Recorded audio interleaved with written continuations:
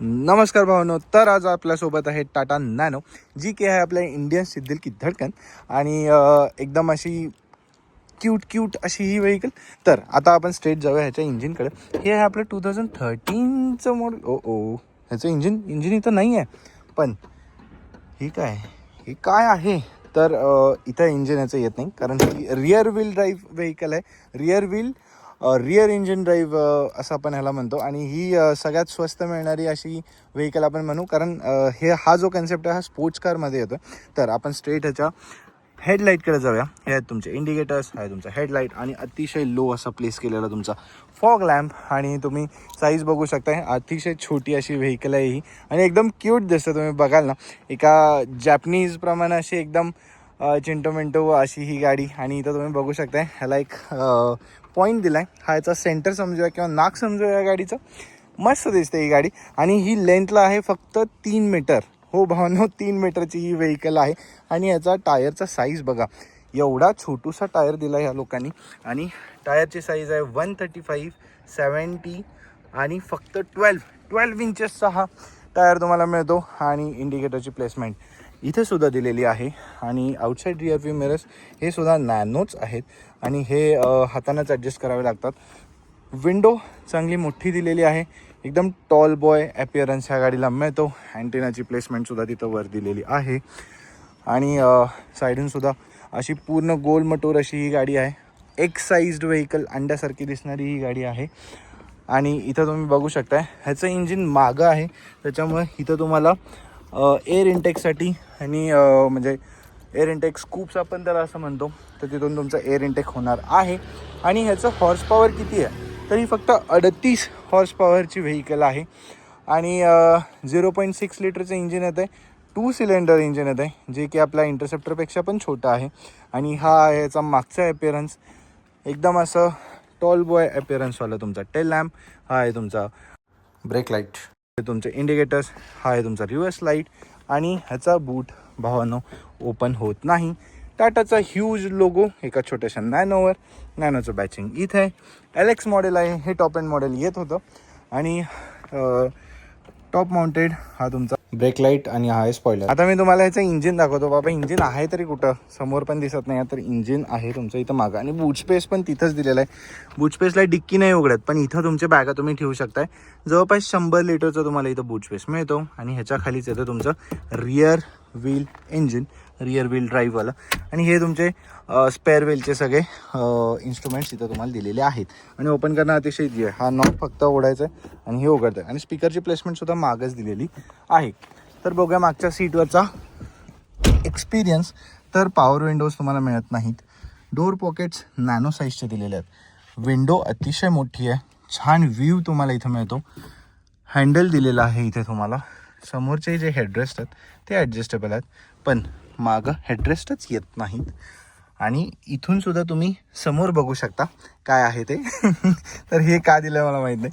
आणि अतिशय छान असं बेसिक सेंट्रल कन्सोल, सेंट्रोहोलिक कन्सोल असं तुम्हाला ह्या गाडीत मिळतो. आणि 2 माणसं इथं आरामात बसतात.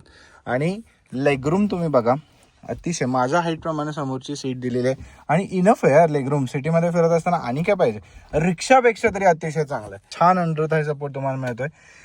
आणि इथं कुठेही लाईटची प्लेसमेंट तुम्हाला मिळत नाही. AC व्हेंट्स तुम्हाला मिळत नाहीत.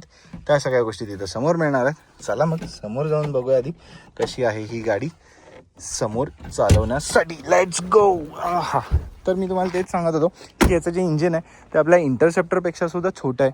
ट्विन सिलेंडरच आहे. ॲटलिस्ट 3 सिलेंडर तरी हवं होतं, पण तसं काही नाही आहे. आणि नॉर्मल असे तुमचे डोअर हँडल्स तुम्हाला मिळतात. No keyless entry and all those stuffs. Power विंडोजचे कंट्रोल्स इथं नाही आहेत. Bottle holder as such pocket नाही आहे. आणि हे आहेत तुमचे 3 पॅडल्स. सगळं काही एक्सपोज्ड आहे. मी असं म्हणणं नाही, थोडंफार सगळंच एक्सपोज्ड आहे, सगळंच. तर ऑफकोर्स म्हणजे लो बजेट आहे व्हेकल आणि कॉस्ट कटिंग हे सगळं असणारच आहे. आणि ही तुमची सीटची प्लेसमेंट आहे. हाईट ॲडजस्टमेंट ॲज काही मिळत नाही. आणि इथे एक त्यांनी छोटंसं स्टोरेज दिलं आहे तुमचे कागद वगैरे ठेवायचे असेल तर. सगळ्याच गोष्टी ह्यामध्ये नो आहेत. येस, तर हा आहे समोरचा व्ह्यू. अतिशय मोठी अशी तुम्हाला विंडशील्ड मिळते. आणि इथं बघाल तर हेच डॅशबोर्ड आहे, हेच कप्प्यात, हाच स्पीडोमीटर आहे, हाच इन्स्ट्रुमेंट क्लस्टर आहे. इथंच AC वेंटचं सगळं एकाच ठिकाणी ह्यांनी दिलेलं आहे. इथं 2 स्पीकर्स आहेत. हा तुमचा इन्स्ट्रुमेंट क्लस्टर दिलेला आहे इथं आणि इथं AC वेंट्स आहेत. आपण आता गाडी इन्स्ट्रुमेंट क्लस्टर बघूया या गाडीचा. एकच second. Let's go. Yes, there it is. Instrument cluster तुम्ही बघू शकताय. ह्यामध्ये अतिशय बेसिक असं दिलेलं आहे. स्पीडोमीटर, इथं आहेत सगळे तुमचे लाईट्स. हे आहे फ्यूल, तुमचं जे मिळतं ते फ्यूल डिजिटलमध्ये दिलेलं आहे. आणि ह्या बटनाने तुमचं ट्रिप ए फक्त ह्यामध्ये मिळते. बाकी काहीही तुम्हाला ह्यामध्ये मिळणार नाही आहे. इथं आहे तुमचे 2 AC वेंट्स. हे तुमचं हॅझार्ड लाईटचं स्विच. हे आहे तुमचा ग्लो बॉक्स. इकडे एक ग्लो बॉक्स, दोन ग्लो बॉक्स तुम्हाला या ठिकाणी मिळतात. आणि त्यानंतर आहे तुमचे AC कंट्रोल्स. त्यानंतर इथं तुम्हाला त्यावेळेचा टाटाचा ब्ल्यूटूथवाला रेडिओ मिळत होता. म्हणजे ब्ल्यूटूथनं तुम्ही कनेक्ट करू शकता.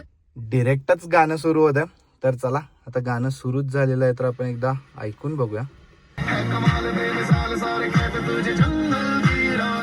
तर आवाज सगळा मागच येतोय. समोरच्या स्पीकर्समध्ये इतका काही आवाज नाही आहे. पण त्यावेळी तुम्हाला हे ब्ल्यूटूथवाला मिळत होतं. कॉल उचलायचे बटन्स वगैरे मिळत होते. हे खूप इम्प्रेसिव्ह आहे. आणि इथं येतं तुमचं 4 स्पीड मॅन्युअल गिअर बॉक्स. आणि ह्याला रिव्हर्स ना पार्किंग सेन्सर्स आहेत ना कॅमेरा इथं मिळतो. म्हणजे कॅमेरासुद्धा मिळत नाही, पार्किंग सेन्सरसुद्धा मिळत नाहीत. आणि हे आहे तुमचे पॉवर विंडोचे कंट्रोल्स. इथे आहे तुमचा चार्जिंग सॉकेट. आणि हा आहे तुमचा छोटासा कप्पा. बस, हँडरेस्ट वगैरे काही मिळत नाही. मॅन्युअल हँडब्रेक इथं मिळतो. आणि ही सीट तुम्हाला जर रिक्लाईन करायची असेल तर त्याचा कंट्रोल ह्या बाजूला दिलेलं आहे. तर अशी ही तुम्हाला टाटा नॅनो मिळते. ऑटो डिमिंग सोडा मॅन्युअल डिमिंग सुद्धा इनसाइड रिअर व्ह्यू मिरर मिळत नाही. नॅनो असा ह्याचा लाईट. आणि इकडे तुम्हाला आरसा मिळतोय. हे एक प्रीमियम टच आहे भाई.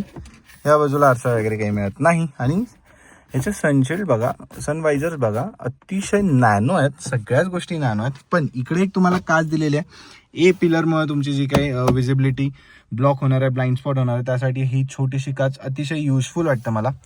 तर असं काही होतं आहे. आता स्टेअरिंग तुम्ही बघा. स्टेअरिंगवरती काहीही कंट्रोल्स ॲज सच नाही आहेत. हा तुमचा हॉर्न आहे, अतिशय बेसिक. आणि इकडे आहेत तुमचे हेडलाईटचे कंट्रोल्स. हा आहे तुमचा फॉग लॅम्पचा कंट्रोल.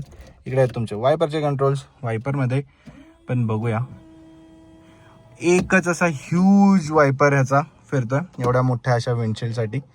आणि चला मग ही गाडी चालवायला कशी आहे बघूया. Let's get going. There it rose to the life. Let's get going. चला तर भावांनो, ही गाडी चालवायला कशी आहे बघूया. Safety first, seat belt first. AC सुद्धा आपला ऑन आहे. आणि आता आपण जातोय into the first gear. Hand brake down and here we go. तर हाच आपला पहिला पॉईंट आहे. 38 हॉर्स पॉवरचं हे 0.6 लिटरचं इंजिन एकदम लिनियर असं तुम्हाला परफॉर्मन्स देतं. असं काही नाही पॉवर लॅग वगैरे जाणवतं, गाडी उठत नाही वगैरे, असा काही मुद्दा यामध्ये येत नाही. आणि हे जे आपलं रतन टाटाचं सरांचं जे स्वप्न होतं की भारतामध्ये जे मध्यमवर्गीय आहेत, जे 2 व्हीलरवरून प्रवास करतात, त्या लोकांसाठी त्यांना एक 4 व्हीलर स्वस्तामध्ये लॉन्च करायची होती. तर ते स्वप्न आपण सत्यात उतरलेलं आणि आपण चालवतो. तर हा एक प्राऊड मुवमेंट आहे आपल्यासाठी.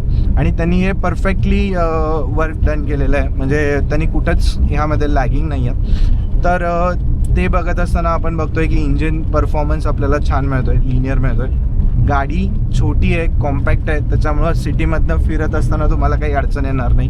प्रवास करणं तुम्हाला सोपं जाणार आहे. छोट्या गल्ल्यांमधून प्रवास करणं सोपं जाणार आहे. त्यानंतर ह्या गाडीचं ॲव्हरेजसुद्धा तुम्हाला 25पर्यंत मिळतं आहे. तर तो सुद्धा एक तुम्हाला प्लस पॉईंट ह्या गाडीचा आहे.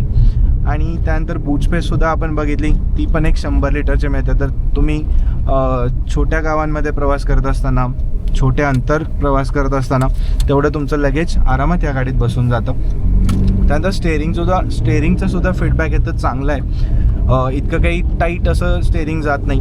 व्हील साईज छोटी आहे, त्याच्यामुळं स्टेअरिंग मॅन्युअर करणं सोपं आहे. आणि त्यानंतर तुम्ही बघाल की याची जी हाईट आहे ती चांगली दिलेली आहे.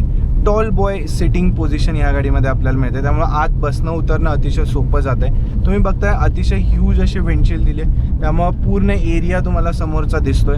समोरचं बॉनेट आपलं इथंच संपतंय, त्यामुळे त्याचीसुद्धा अडचण नाही. स्पीडोमीटर जो क्लस्टर आहे तो मध्ये दिला आहे, त्याच्यामुळे विजिबिलिटी तुम्हाला चांगली मिळते ह्या गाडीमध्ये.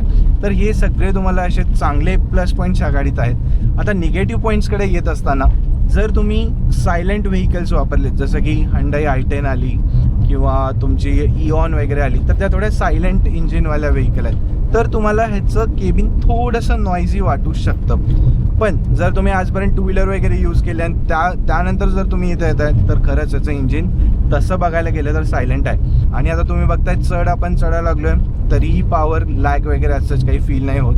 4 स्पीड मॅन्युअल गिअरबॉक्स सिटीमध्ये इनफ आहे, छोटे गाव ट्रॅव्हल करण्यासाठी इनफ आहे. पण हायवेसाठी ही गाडी बनलेली नाही आहे. तर भावांनो, हायवेवर जात असाल तर थोडेसे प्रिकॉशन्स आपल्याला घ्यावे लागणार आहेत. जसं की याचं टायर छोटा आहे, हाईट आहे गाडीला, त्याच्यामुळं रोलिंग मुवमेंट जो आहे तो या गाडीत तुम्हाला जाणवणार आहे. साईडून मोठा कंटेनर ट्रक वगैरे गेला तर हवेमुळं गाडी झुलका घेऊ शकते, तर ते आपल्याला प्रिकॉशन्स या गाडीमध्ये घ्यायचे आहेत.